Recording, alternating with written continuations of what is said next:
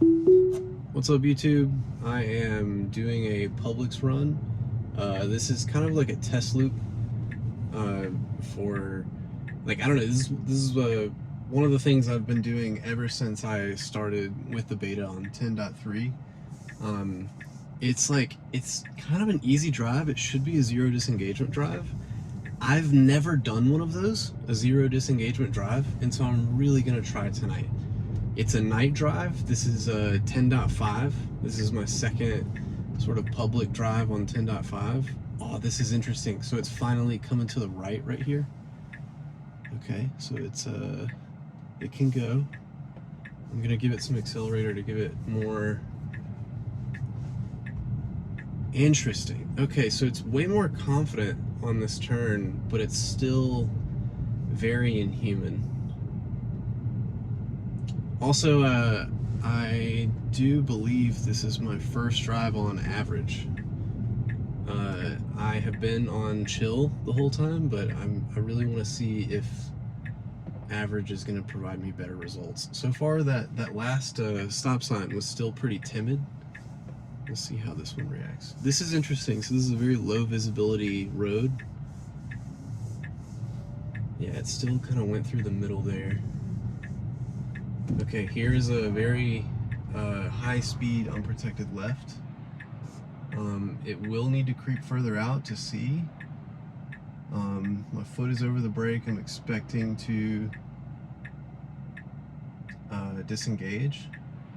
But if it can nail this unprotected left, that will be amazing.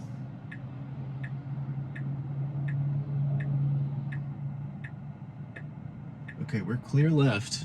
And we're clear right. Go. It needs to go. Go. I'm gonna go ahead and give it some accelerator.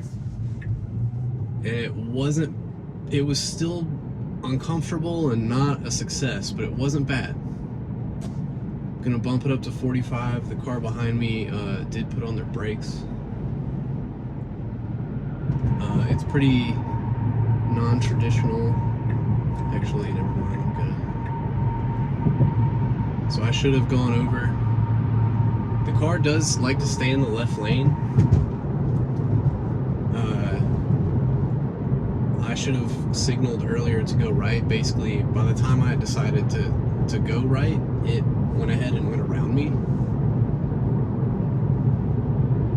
So far we've only had interventions in terms of accelerator presses, and I attempted to change lanes into the right, but before it could happen, the car went ahead and passed me on the right, and so I canceled it by pushing the lane change stalk down on the left.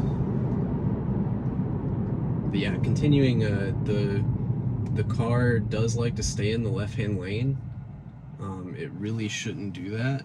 I'm gonna go ahead and make sure that I have it getting out of that lane.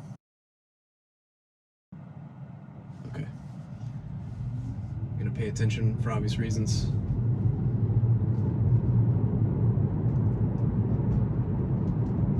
I'm gonna check for that setting when I park back home.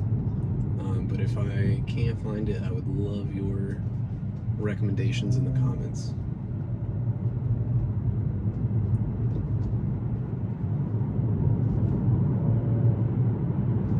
Okay, so far so good.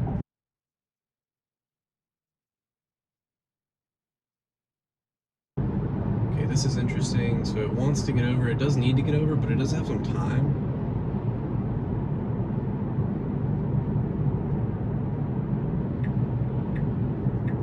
Okay, yep, this is good. We're clear on the left.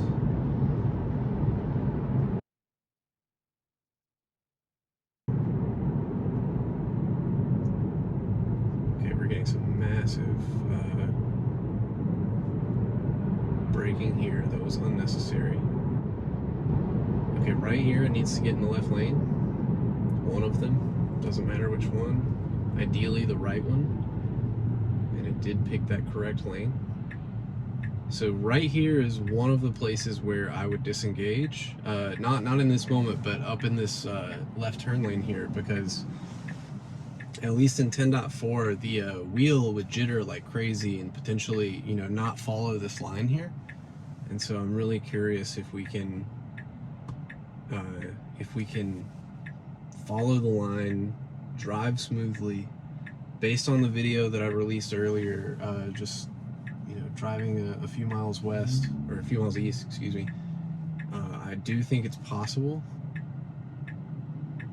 and I'm just really hoping for a zero disengagement drive.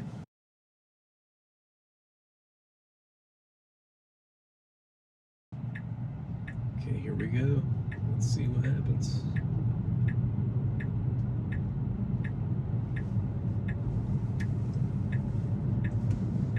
Still a little jitter at the end there, but infinitely better than 10.4. 10.4 would have done this.